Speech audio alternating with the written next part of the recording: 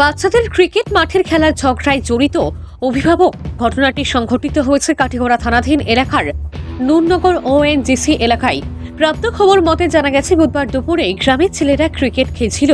খেলার মধ্যে হয় বিবাদ, আর এই বিবাদ একসময় মারপিট কাণ্ডে পৌঁছায়।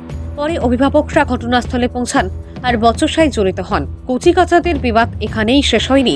খবর দেওয়া হয় কাঠিগড়া থানায়। পরে পুলিশ এসে বিষয়টি নিয়ন্ত্রণে আনে। ততক্ষণে এক মহিলার উপর 4-5 জনের পুরুষদল আক্রমণ করে। অভিযোগ মতে ওই মহিলার বাড়িতে গিয়েও আক্রমণ করার চেষ্টা চালায় অভিযুক্ত পুরুষরা। এ নিয়ে কাঠিগড়া থানায় মামলা করেছেন আহত মহিলা মনুয়ারা বেগম লস্কর। মামলার পরিপ্রেক্ষিতে পুলিশ তদন্তে নেমেছে বলে জানা গেছে। কিলা ঘটনা করছে কৌসাই? আমার বুয়া মারি অন্য খেলিত গেছে, খেলিত গিয়া অন্য মাই লাগছেন, আমি গেছি অন্য আনাত আমার বুয়ারে অন্য মারিয়ে আমার এবার দিয়েছেন বন্ধ, আমার বাদে বইয়া আনছেন।